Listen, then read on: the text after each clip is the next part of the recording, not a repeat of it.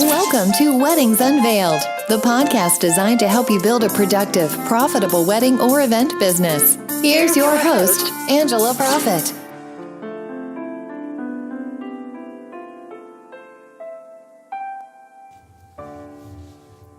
Hi, y'all. It's Angela Profit, your event and productivity therapist, coming to you from the heart of Music City in Nashville, Tennessee.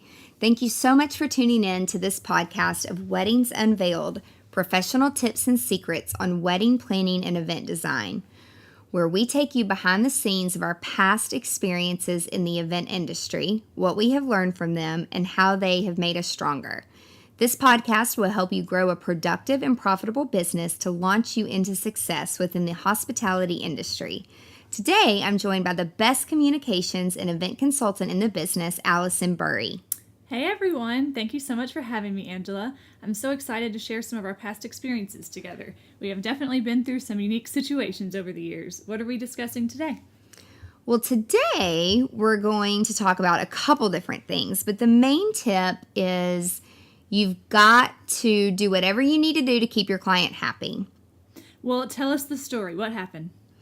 Well, the first thing with this client is right before the wedding, actually the day before, she called me and said, Angela, I have been really sick. And, I was thinking, oh my gosh, you got to get to the doctor. And she said, no, I'm only going to tell you this and no one else knows, but I need you to put apple cider in my champagne flute when we cut the cake because I'm pregnant. And so she had just found out that they were pregnant. And so, I swore to her I wouldn't tell anybody. And because I've had a previous experience like this with other brides in the past and stuff accidentally got out, I didn't even ask the caterer or the bartenders to take care of this. It's just something that I said, I'll do it myself and I'll make sure it happens. So I went and got the apple cider, and then when it was time for the toast, I made sure that her glass only had apple cider in it. So that was one thing that you just have to be on your toes and make sure you can keep your mouth shut and do whatever you need to do to keep your client happy. But a couple other things that happened at this event too that I'll share with you is another tip that I learned is not to hold people's personal items. And so one of the groomsmen had asked me to hold his cell phone right before we started the ceremony. And in fact, I'm like on autopilot before every ceremony. My team and I are trained just to remember to tell people, spit your gum out, make sure you don't have anything in your mouth, and either your phones are off or they're on vibrate. And he just happened to hand me his phone. It didn't have a case on it. And he's like, hold this, right before he went down the aisle. So I did, and I put it in my little tool belt. And then as the night went on, I took it out of my tool belt and set it in the back with all of our stuff on a table. And then I set a reminder on my phone so I wouldn't forget to give him his phone back. So at the end of the night, I go in the back, get his phone, and I'm carrying it out to him. And I get stopped in the hallway. Somebody was going to ask me a question, and there was a bistro table, so I set the phone down on the bistro table, and then someone tapped me on my shoulder, and I turned around, and when I did, it bumped the bistro table, the phone fell off, and it shattered. And, oh my gosh, my stomach just hurt at that point. And so, of course, the wedding wasn't quite over, and so I didn't want to tell him until the reception was completely over, and he found me to come ask me where his phone was. So he came and found me, and he's like, I need my phone. And I just told him, I said, I have bad news. It's sitting on a table. Someone bumped me. I bumped the table. The phone shattered. And, he was not happy. And his wife was not happy. She yelled at me. She's like, that's a brand new phone. How could you? And my response, I'll never forget, was, how could you have a brand new phone without a case on it? And then I asked him if he had insurance. He told me he did not. And so basically I was like, I'm really sorry. And then I proceeded to get an email from him and his wife a few days later, kind of aggressively telling me that I needed to buy him a new phone.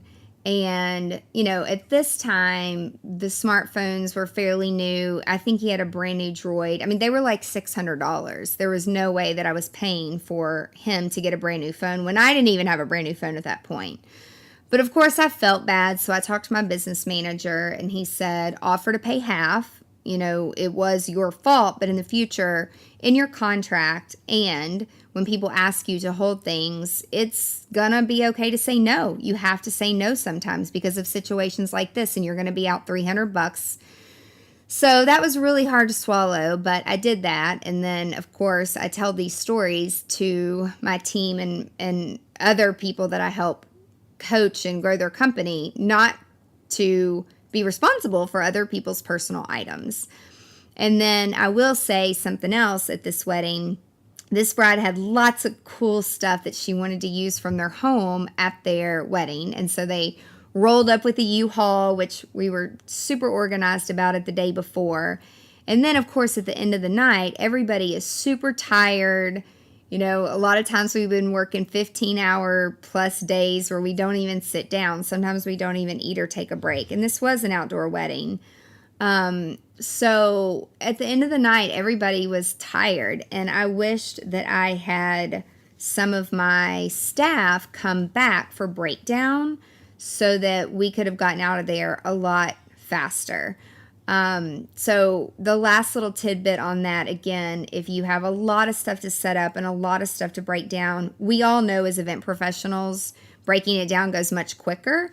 But when there's some big items that have to be moved and there's breakable items that have to be wrapped, that stuff takes time. And of course you want it done correctly because at the end of the night, if it's just thrown in the U-Haul, it could break being transported back to their home, which after the phone incident, I was like super, super careful. So you want to make sure that you staff accordingly for events like this. Well, that sounds like a very eventful wedding with a lot of things to learn from those different opportunities. What was your biggest takeaway from everything that happened that day? I would say the biggest takeaway, again, I'm just going to keep repeating it, that you cannot be responsible for other people's personal items. And again, just find the right team members. And if you need to have your team work in crews to make sure that things are packed correctly at the end of the night, it's totally worth it. Awesome. Well, can you share with our listeners some of the different products and resources that you have available to help wedding and event planners? Absolutely. You can visit our blog at angelaprofit.com. We have lots of great articles and resources available there. You can also sign up for email updates where we share tips and resources only to our email subscribers. We also have free webinars with various subjects and several live events coming up in the near future. Great. Well, Angela, thank you so much for sharing your valuable advice with us today. I can't wait for next week to tell more of our incredible experiences together. And thank you, Alison, for joining me. And thank you to those of all of our listeners who joined us today for Weddings Unveiled, professional tips and secrets on wedding planning and event design. Tune in next week to learn more from our past experiences. And if you found this podcast helpful, please share it with other wedding and event professionals. Be sure to subscribe today so you never miss the juicy details of Weddings Unveiled. I'm so passionate about helping other event professionals, and with my background in psychology, I appreciate that our best selves develop from real-life situations that we're sharing with you on this podcast. Thank you so much for listening. Be sure to tune in next week for more great tips on how to grow your business. If you have a question or an unresolved issue that you would like guidance on, connect with us at angelaprofit.com. Until next time, remember, stay productive and profitable. You've been listening to Weddings Unveiled with Angela Profit. Join us next time for more insights to help you build a productive, profitable wedding or event business. For more great resources, head over to angelaprofit.com.